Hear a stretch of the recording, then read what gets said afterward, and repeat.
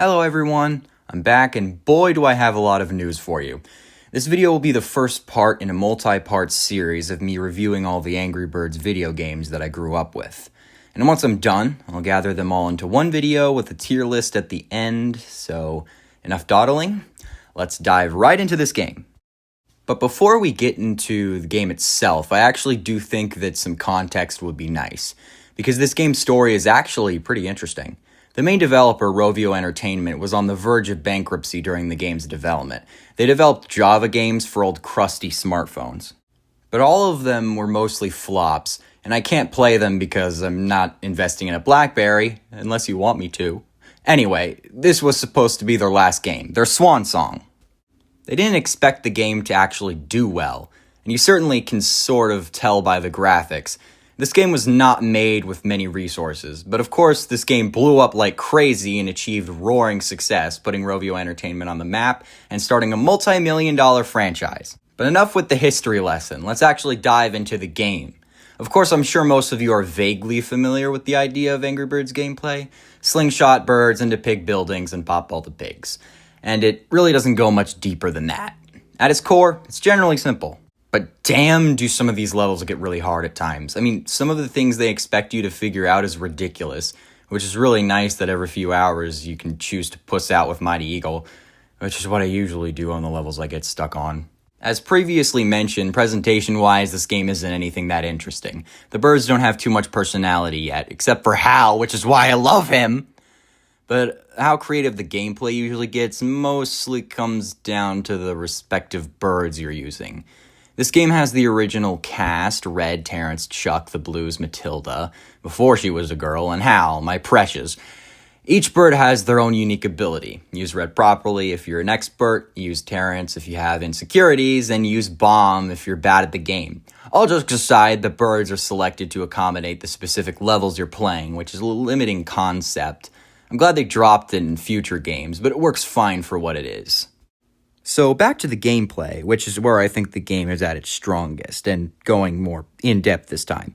So I think that it's at its best when you have the most birds at your disposal.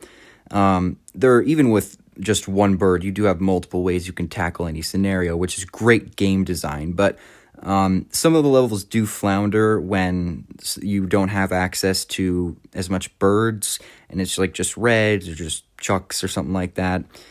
So usually the more birds you have at your disposal, the more varied and interesting the level itself is. And when talking about each bird's unique ability, Red doesn't have an ability. Chuck goes super fast, so you can use that to either go long distances or penetrate through more objects. And of course, each bird is effective against a specific material. Red and Chuck and a varied amount of others. Most of the birds are effective against wood pretty much by default. Stone is the material that's really tough to get through. And glass is the material that's sort of fragile, but the blues break it the most effectively. And that's pretty much all they're good for because, yeah, I'll get to that later. So, yeah, starting off with Red, he's sort of a middle ground bird, not the most effective, but, you know, pretty sort of just middle ground, you know, really as simple as you can get, really. Just no ability, except if you tap him, he makes an extra noise, and I have no idea if that actually affects anything, but yeah, okay. Then, of course, moving on to Chuck, well, you know, he goes fast, and yeah, I pretty much already mentioned everything about Chuck. Yeah, so Bomb is obviously, hence the name, explodes, obviously, and is pretty much the only bird in this one that's effective against stone. Technically Matilda, but, like, not nearly as effective. Bomb is pretty much the most effective bird in this game. Any level where you have him, you can probably just absolutely cruise through it.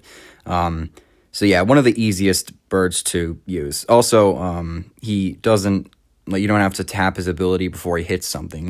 His ability will go off either way, which is extremely useful in a lot of scenarios, which just adds to the gameplay variety that I think this game really does really well.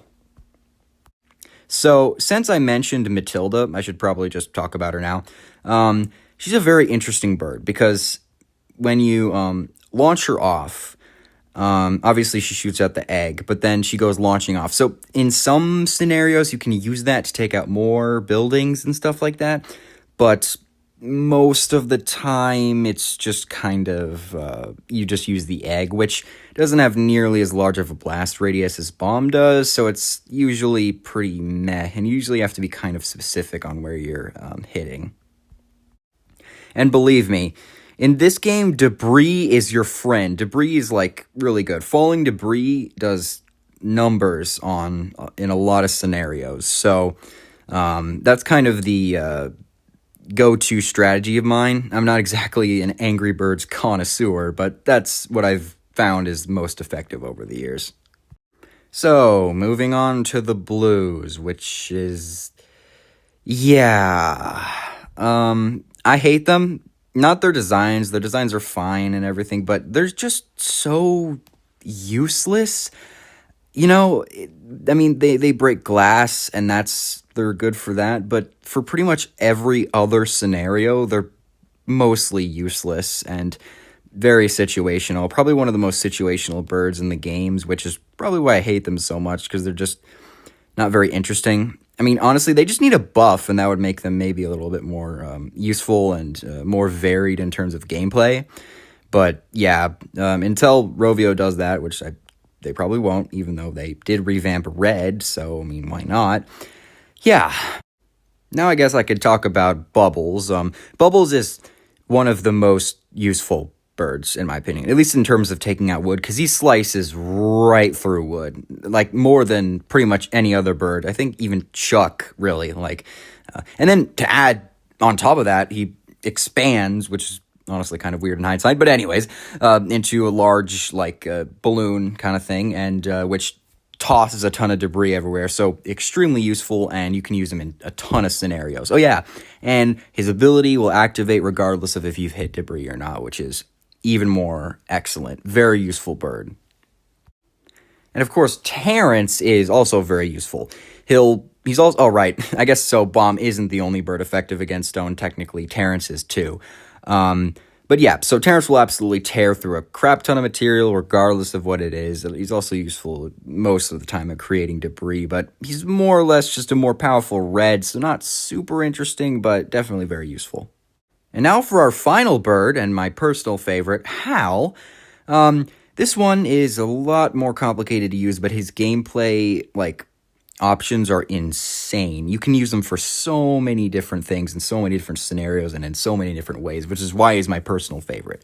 If you shoot him out, his ability is he'll curve back, which unfortunately he can't use it for obvious reasons if he's hit debris, but, it's still extremely useful, because if you shoot down, then it'll kind of curve up, and if you shoot up, then it'll curve in a downward arc, which allows for a lot of different possibilities. Although, unfortunately, unless he can get, some decent speed when he's coming back, he doesn't do too much damage. So, yeah, he definitely has a large learning curve to him, and, you do have to be very precise when you're trying to go for something, which is definitely a downside. This is the type of game that will keep you busy for a while. There are a crap ton of levels to play through. Although, I think this is a good time to mention where this game flounders. Most of the environments are kind of forgettable, very basic, and yeah, just not very interesting. Or they don't really stick in your mind. So it's mostly the innovative physics gameplay that makes this game stand out. And honestly, I can give the developers a break for this one. I mean, Rovio was broke when making this game. It's not like they had many resources at their disposal when making it. So, yeah, not much else to say about this one. A great foundation for what will become a great, for the most part, franchise. So until next review, which will come sooner than later, I hope, I promise, goodbye and keep on moving forward. Hey everyone, thanks for watching my review on Angry Birds. If you enjoyed this video, I'm sure you'll love my video on how I grew up with these games. If you're looking for something new, then check out my video on old technology. Alright, bye-bye!